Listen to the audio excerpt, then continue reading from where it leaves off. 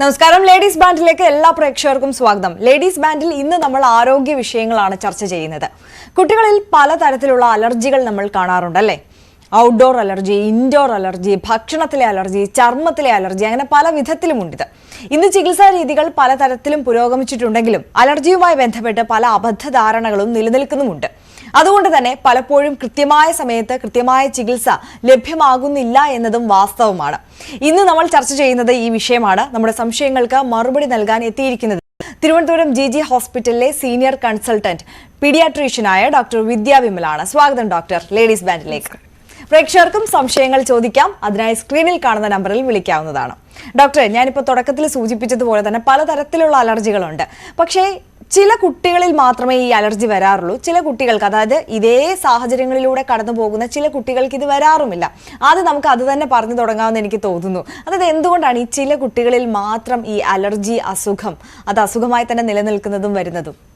Allergy എന്ന് പറയുന്നത് പലർക്കും അമ്മമാർക്കൊരു ഭയങ്കര വിഷമമുള്ള കാര്യമാണ്. കുട്ടിക്ക് എന്ത് ഭക്ഷണം കൊടുക്കണം, എന്ത് ചെയ്താലാണ് ചുമ വരാതിരിക്കുക, അങ്ങനെ പല കാര്യങ്ങളെപ്പറ്റി അവർക്ക് സംശയമുണ്ട്. എന്തുകൊണ്ട് എൻ്റെ കുട്ടിക്ക് ഇത് വരുന്നു? അപ്പോൾ നാം മനസ്സിലാക്കേണ്ട പ്രധാന കാര്യം പാരമ്പര്യ ഘടകം എന്നുള്ളത് ഒരു വലിയ ഫാക്ടറാണ്. പിന്നെ നമ്മൾ പലരും പറയും പണ്ടുള്ള സാഹചര്യത്തിൽ, ഇതേ സാഹചര്യത്തിൽ ജനിച്ചു വളർന്ന കുഞ്ഞുങ്ങൾക്ക് അന്ന് ഇത്രയും അലർജി ഇല്ലായിരുന്നു.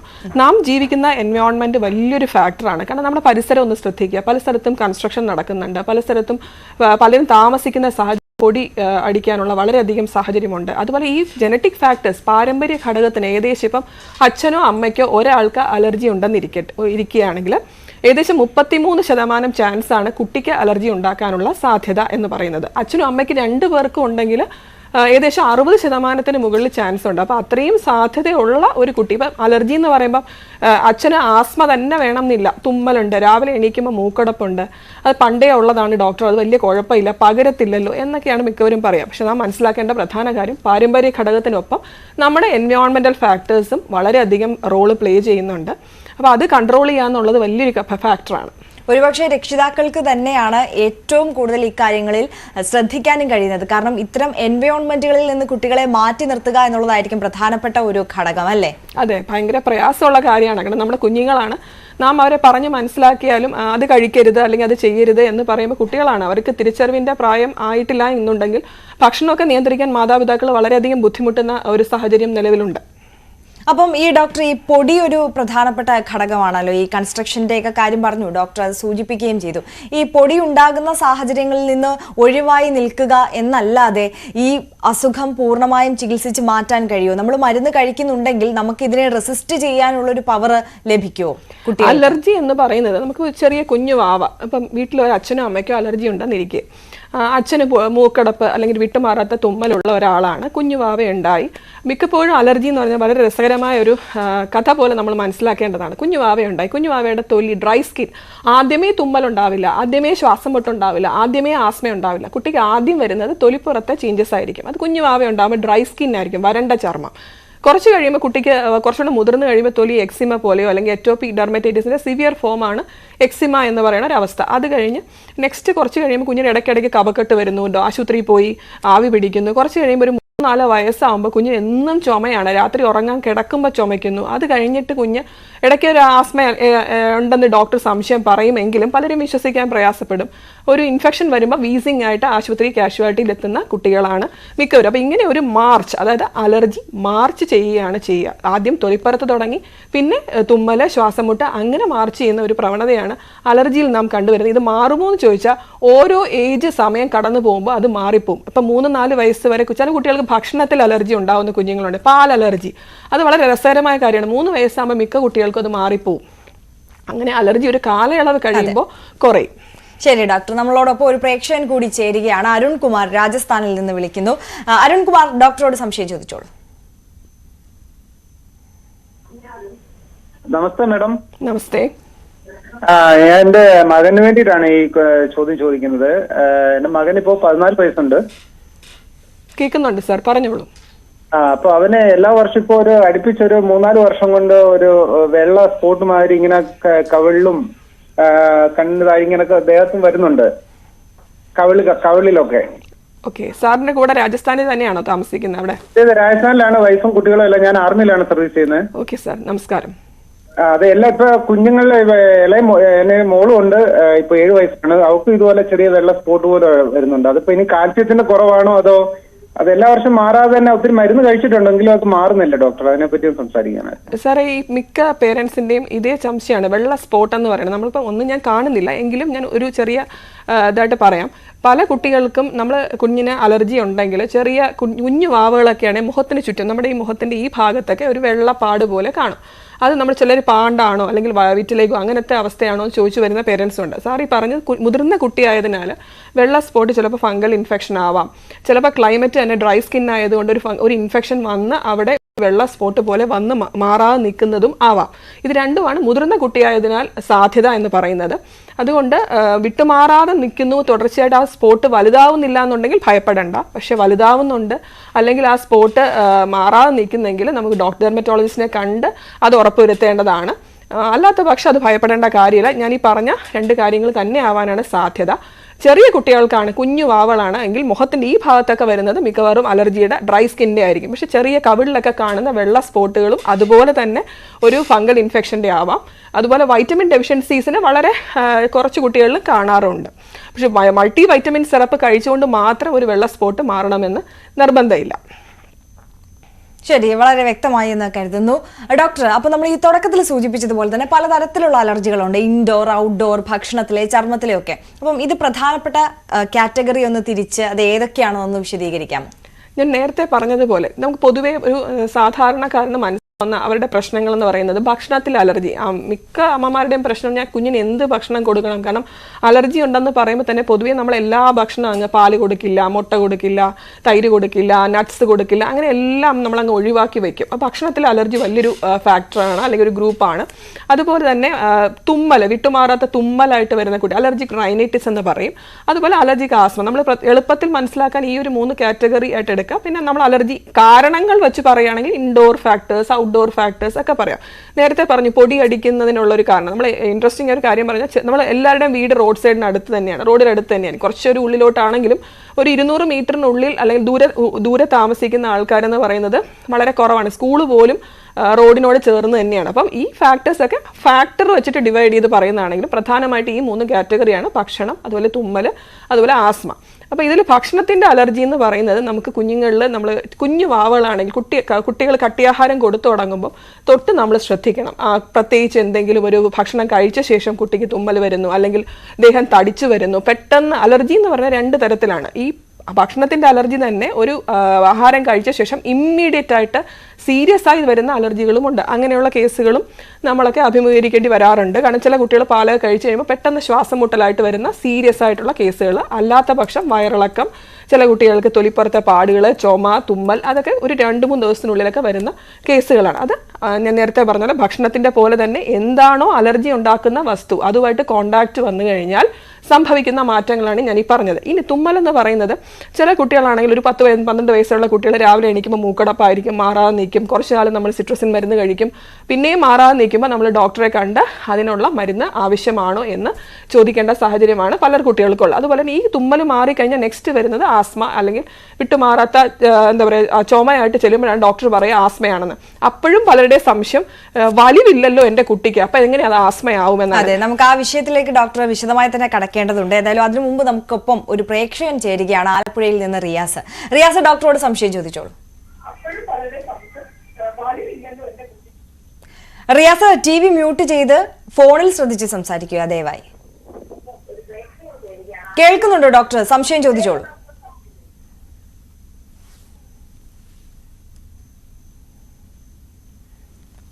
യെസ്, ആ കോള് കട്ടായിരിക്കുകയാണ്. ഡോക്ടർ, ഇപ്പോൾ നേരത്തെ ഡോക്ടർ സൂചിപ്പിച്ച ഒരു കാര്യമുണ്ട്, അതായത് ഈ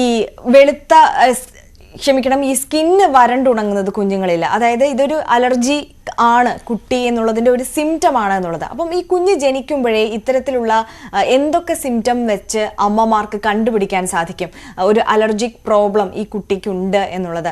അതോ എല്ലാ സാഹചര്യങ്ങളിലൂടെയും ഒരു എക്സ്പോഷർ കിട്ടിയതിന് ശേഷമേ ഓക്കെ പൊടി അലർജിയാണ്, ഇതേപോലെ തന്നെ എന്തൊക്കെ ഫുഡ് നൽകിയതിന് ശേഷമേ ഈ ഫുഡ് അലർജിയാണ് എന്ന് മനസ്സിലാക്കാൻ സാധിക്കത്തുള്ളൂ? അല്ല, തീർച്ചയായിട്ടും നാം മനസ്സിലാക്കേണ്ട കാര്യം കുഞ്ഞു വാവയായിരിക്കുമ്പോൾ തന്നെ ഡോക്ടർ ഒരു സൂചന പറയും, അല്ല സ്കിന്ന് ഡ്രൈ ആണ്, ഒന്ന് ശ്രദ്ധിക്കണം എന്ന് പറയും. അത് ഒരു ഡ്രൈനെസ് അല്ലെങ്കിൽ വരണ്ട ചർമ്മം ഉള്ള ഒരാൾക്ക് അലർജി എന്ന് പറയുന്ന ഒരു തുടക്ക സ്റ്റേജാണ്. ഞാൻ നേരത്തെ പറഞ്ഞു, കുഞ്ഞു വാവയായിട്ടിരുമ്പോൾ മിക്ക കുട്ടികളുടെ കവിളിന് ചുവപ്പ് ഉണ്ടായിരിക്കും, അല്ലെങ്കിൽ ഈ ഒരു ഭാഗത്ത് വെളുത്ത ഒരു പാട് പോലെ ഇരിക്കുന്ന കുഞ്ഞുങ്ങളായിട്ട് വരും. അപ്പം ഈ സ്കിൻ എന്ന് പറയുന്ന ഫസ്റ്റ് ലൈൻ ഓഫ് ഡിഫെൻസ്, നമ്മുടെ ശരീരത്തിൻ്റെ രോഗപ്രതിരോധത്തിൻ്റെ ആദ്യത്തെ അല്ലെങ്കിൽ ഏറ്റവും പ്രധാനപ്പെട്ട ആളെന്ന് പറയുന്നത് നമ്മുടെ ഏറ്റവും വലിയ ഓർഗൻ സ്കിന്നാണ്.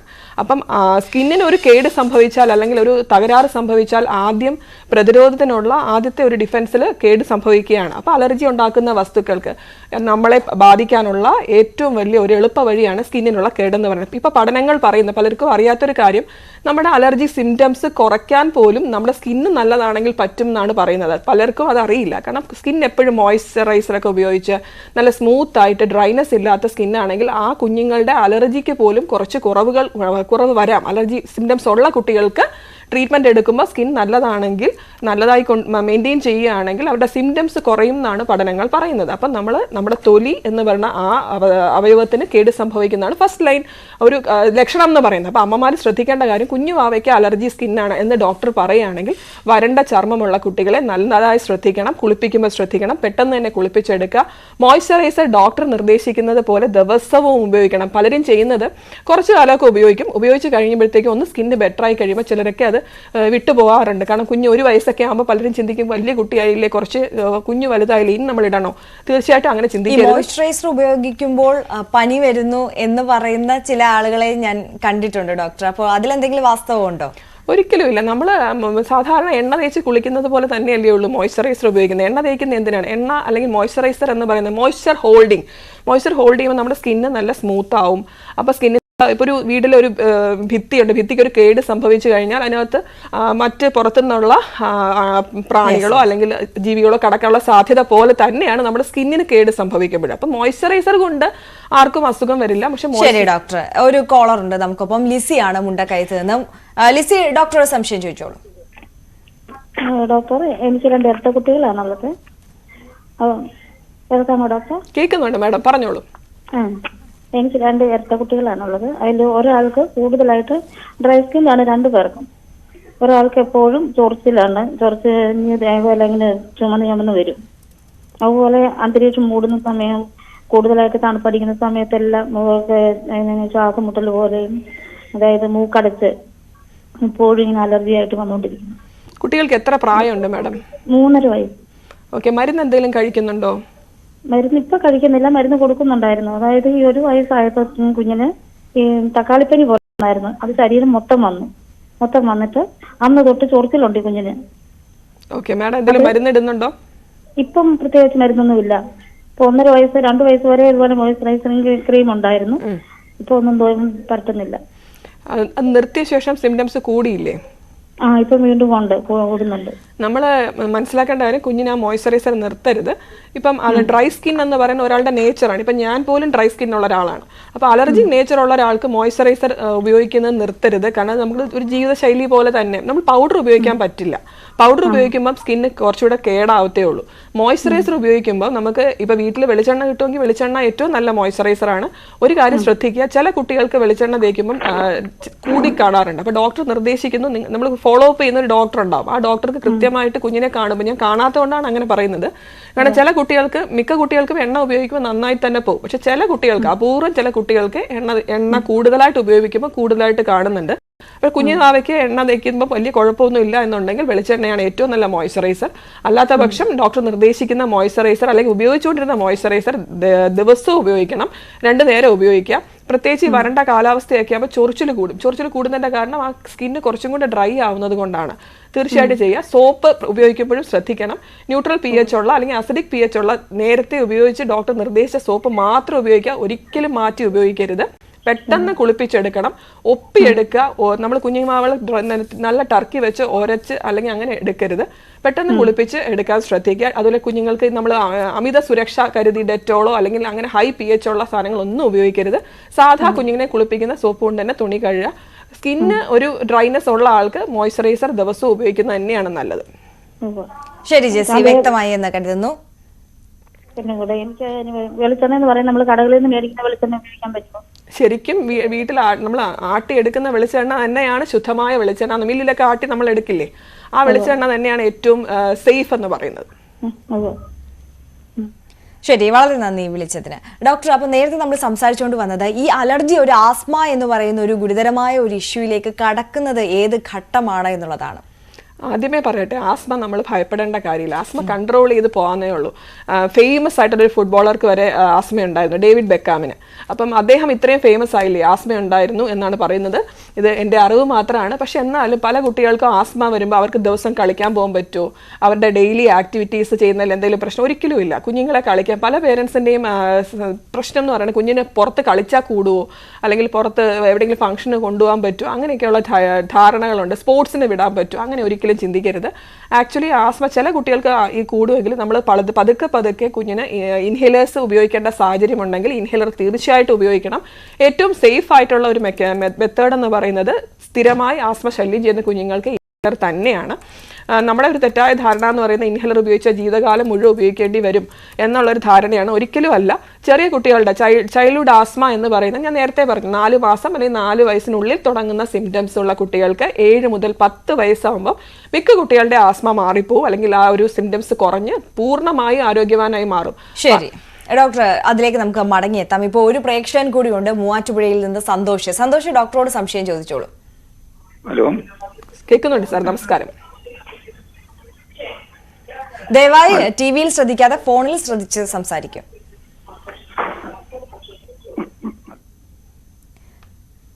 ശ്രീ സന്തോഷ്, ടിവിയുടെ വോളിയം മ്യൂട്ട് ചെയ്ത് വെച്ചിട്ട് ഫോണിൽ ശ്രദ്ധിച്ച് സംസാരിക്കാൻ ശ്രദ്ധിക്കുമോ? ഡോക്ടറെ. ഹലോ, കേൾക്കുന്നുണ്ട് സാർ, പറഞ്ഞോളൂ. ഞാൻ മൂവാറ്റുപുഴയിൽ സന്തോഷാണ് ഡോക്ടറെ. എന്റെ കൊച്ചിന് ഒരു 16 വയസ്സായി. അവന് ഇടയ്ക്കിടയ്ക്ക് ഇങ്ങനെ ചുമയും തുമ്മലും വരും. അപ്പൊ ഒരു 5-8 വർഷമായിട്ട് ഞാൻ മൂവാറ്റുപുഴയുള്ള ഒരു ഹോസ്പിറ്റലിലും പല സ്ഥലത്തും കൊണ്ടുപോയി കാണിച്ചു കൊടുത്തു. അപ്പൊ ഒരു അലർജി മാറിക്കോളും എന്ന് പറഞ്ഞു. ഇപ്പൊ ഇടയ്ക്കിടയ്ക്ക് ഇങ്ങനെ ഈ ഒരു മാസത്തിൽ ഒരു 2 പ്രാവശ്യമായിട്ട് ഭയങ്കര ചുമയും ഭയങ്കര തുമ്മലുമാണ്. അതെങ്ങനെ കൂടെ വരും. അപ്പൊ എന്താ ചെയ്യുന്നത്? എത്ര പ്രായം തൊട്ടാണ് കുഞ്ഞിന് സിംറ്റംസ്? ഒരു 10 വയസ്സ് ആയി, ഒരു 8 വയസ്സ് കഴിഞ്ഞ പിന്നെയാണിത് മെയിൻ ആയിട്ട് ഉണ്ടായേക്കണേ. സാർ, ഈ ഒരു ഗ്രൂപ്പ് എന്ന് പറയാം, ഞാൻ ആദ്യം പറഞ്ഞ ഗ്രൂപ്പാണ് 7 മുതൽ 10 വയസ്സ് വരെ. രണ്ടാമത്തെ ഗ്രൂപ്പ് ഓഫ് 3 തരത്തിലാണ് പറയുന്നത്. രണ്ടാമത്തെ ഗ്രൂപ്പ് ആൾക്കാർക്ക് ഒരു 10 വയസ്സ് അടുപ്പിച്ച് തുടങ്ങും. അങ്ങനെയുള്ള ആൾക്കാർക്ക് ഒരു 25-30 വയസ്സ് വരെ ഈ സിംറ്റംസ് ഉണ്ടാവാനുള്ള സാധ്യതയുണ്ട്. മൂന്നാമത്തെ ഗ്രൂപ്പ് എന്ന് പറഞ്ഞാൽ 30 വയസ്സിന് മുകളിൽ സിംറ്റംസ് തുടങ്ങുന്ന, അല്ലെങ്കിൽ തുമ്മലുണ്ടായിരുന്നു 30 വയസ്സിന് മുകളിൽ ശ്വാസമുട്ടലിന്റെ പ്രവണത കാണിക്കുന്ന ആൾക്കാർക്ക് മാറാനുള്ള സാധ്യത വളരെ കുറവാണ്. പക്ഷെ കുഞ്ഞിന്റെ കാര്യത്തിൽ അതൊരു 25-30 വയസ്സാകുമ്പോൾ കുറയും.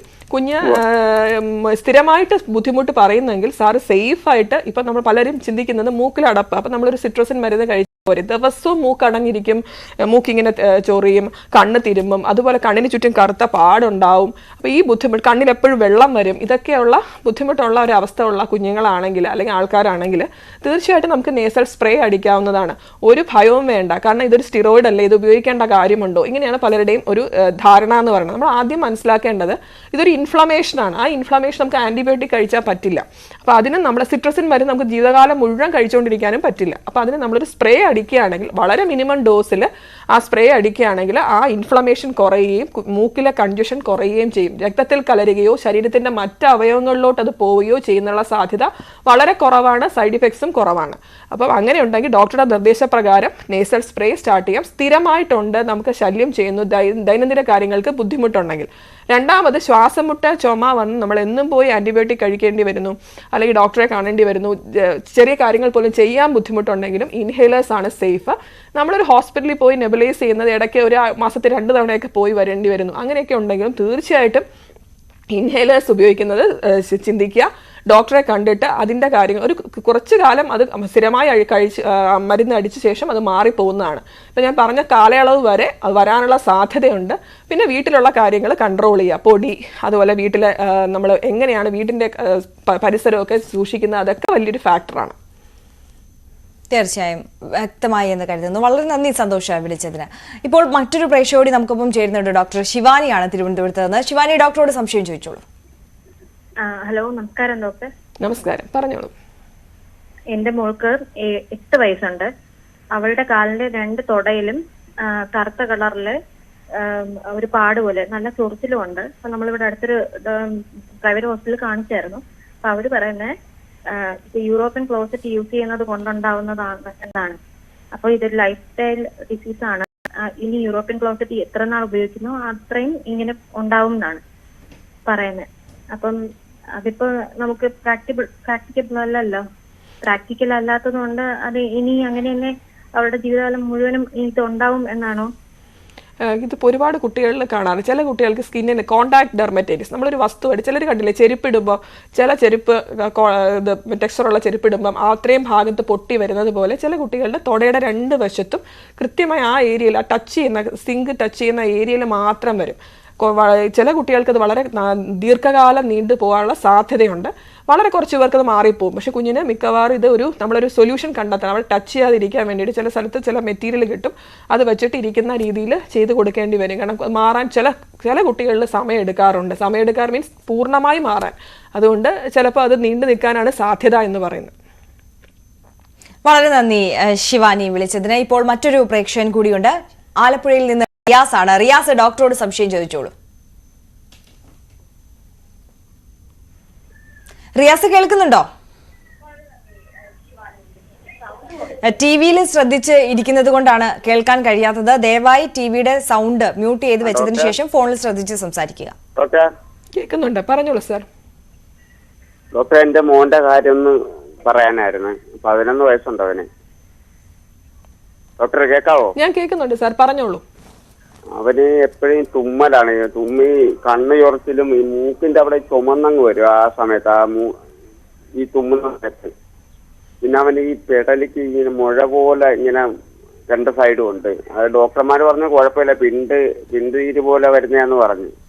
ഇപ്പൊ അത് സ്ഥിരമായിട്ട് അവന് ഈ തുമ്മലൊക്കെയാ വരുന്നത്. എന്തുകൊണ്ടാണ് എന്ന് പറഞ്ഞുതരാമല്ലോ? ശരി സാർ, അത് ഞാൻ നേരത്തെ പറഞ്ഞില്ലേ, നമ്മൾ പ്രധാനമായിട്ടും കുഞ്ഞുങ്ങൾ കാണിക്കുന്ന അലർജിക് ലക്ഷണങ്ങളിൽ ഒന്ന് വിട്ടുമാറാത്ത തുമ്മൽ. കുഞ്ഞുങ്ങൾ മാത്രമല്ല, മുതിർന്നവർക്കും ഉണ്ട്. അപ്പോൾ ഈ അലർജിക് റൈനൈറ്റിസ് എന്ന് പറയും.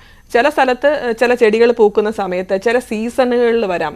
അല്ലാതെ സ്ഥിരമായിട്ട് തുമ്മലുള്ള കുട്ടികളും ഉണ്ട്. അപ്പോൾ തുമ്മലിന് നമ്മൾ മനസ്സിലാക്കേണ്ട കാര്യം, ഞാൻ നേരത്തെ പറഞ്ഞ പോലെ ഒരു സിട്രസിൻ മരുന്ന് കഴിച്ചു അല്ലെങ്കിൽ ഒരു ആൻറ്റി ഹിസ്റ്റമിൻ മരുന്ന്, അലർജിയുടെ ഒരു മരുന്ന് കഴിച്ച് ഗുളിക കഴിച്ച് നമ്മളിങ്ങനെ പോയിക്കൊണ്ടിരുന്നാൽ എന്നാൽ പോലും കൺട്രോൾ ഇല്ലാത്ത അവസ്ഥയുണ്ട്. അപ്പോൾ സാർ ചെയ്യേണ്ട കാര്യം, നിങ്ങൾ കാണിക്കുന്ന ഡോക്ടറെ കണ്ടിട്ട് മൂക്കിലോട്ട് അടിക്കാനുള്ള സ്പ്രേ കിട്ടും. നമ്മുടെ ഈ ഒരു അല്ലെങ്കിൽ ഒരു മുറി എന്ന് പറയുന്നത് ഒരു ഇൻഫ്ലമേഷൻ സംഭവിച്ചു, മൂക്കിനകത്ത് ഒരു ഇൻഫ്ലമേഷൻ അല്ലെങ്കിൽ നീർക്കെട്ട് സംഭവിക്കുമ്പോൾ അവിടെ സെക്രീഷൻ അല്ലെ കഫം പോലെ ഇങ്ങനെ വന്നുകൊണ്ടിരിക്കും. അപ്പോൾ എന്നും ആ ഒലിപ്പ് വരുമ്പോൾ കുഞ്ഞിന് അവിടെ മൂക്ക് സ്റ്റഫ്ഡ് ആയിട്ട് നമ്മളൊരു എന്താ പറയുക വിങ്ങിയ അവസ്ഥ, മൂക്ക് കൊണ്ട് അടഞ്ഞ ഒരു അവസ്ഥയായിരിക്കും. അതുപോലെ കണ്ണുനീര് വരിക. ഇതൊക്കെയുള്ള കുട്ടികൾക്ക് ഏറ്റവും സമാധാനമായിട്ട് സേഫായിട്ട് ഉപയോഗിക്കാൻ പറ്റുന്നത് നേസൽ സ്പ്രേ ആണ്. മൂക്കിലോട്ട് 2 പഫ് വെച്ച് അടിക്കുക. ഒരു 3-4 മാസം അടിക്കുമ്പോൾ അതങ്ങ് കുറഞ്ഞു പോകും. പിന്നെ നമ്മൾ ഡോക്ടർ പറയുകയാണ് തുടർച്ചയായിട്ട് ഉപയോഗിക്കാൻ പറയുകയാണെങ്കിൽ മാത്രം ഉപയോഗിച്ചാൽ മതി. അല്ലാത്ത പക്ഷം മഴ വരുന്നു, തണുപ്പ് വരുന്നു, അല്ലെങ്കിൽ ആ കൂടുന്ന സമയത്ത് മാത്രം അടിക്കുക. അതാകുമ്പോൾ അവന് കുറഞ്ഞു പോകും. അല്ലെങ്കിൽ എന്താ സംഭവിക്കാന്ന് വെച്ചാൽ കുറേ കാലം നമ്മുടെ മൂക്കിൽ നിന്ന് ഇങ്ങനെ വരുമ്പോൾ അവിടെ ദശ വളരാൻ, പ്രായമാകുമ്പോൾ പോളിപ്പ് എന്ന അവസ്ഥ വരാനുള്ള സാധ്യതയുണ്ട്. അപ്പോൾ അതിനേക്കാൾ നല്ലത് കുറച്ചു കാലം സ്ഥിരമായിട്ട് നേസൽ സ്പ്രേ ഡോക്ടറുടെ നിർദ്ദേശപ്രകാരം സ്ഥിരമായിട്ട് ഉപയോഗിക്കാം. ശരി, വ്യക്തമായി എന്ന് കരുതുന്നു. റിയാസ് ആണ് ആലപ്പുഴയിൽ നിന്ന് വിളിച്ചത്. വളരെ നന്ദി വിളിച്ചതിന്. എന്തായാലും ഡോക്ടർ, നമ്മുടെ സമയം ഇവിടെ അവസാനിക്കുകയാണ്. നമ്മൾ ലേഡീസ് ബാൻഡിൽ ഇന്ന് ഈ അലർജിയിൽ കുട്ടികളുടെ കാര്യത്തിൽ അമ്മമാർക്ക് എന്തൊക്കെ ശ്രദ്ധിക്കാം എന്നുള്ളതാണ് പ്രധാനമായും നമ്മൾ സംസാരിച്ചത്. എന്തായാലും നമ്മുടെ സംശയങ്ങൾക്ക് മറുപടിയുമായി എത്തിയത് തിരുവനന്തപുരം GG ഹോസ്പിറ്റലിലെ സീനിയർ കൺസൾട്ടന്റ് പീഡിയാട്രീഷ്യനായ ഡോക്ടർ വിദ്യ വിമലാണ്. വളരെ നന്ദി ഡോക്ടർ, ഞങ്ങളോടൊപ്പം ചേർന്നതിനും സംശയങ്ങൾക്ക് മറുപടി നൽകിയതിനും. ലേഡീസ് ബാൻഡിന്റെ സമയം ഇവിടെ പൂർണ്ണമാവുകയാണ്. മറ്റൊരു വിഷയവുമായി അടുത്ത ദിവസം കാണാം. നമസ്കാരം.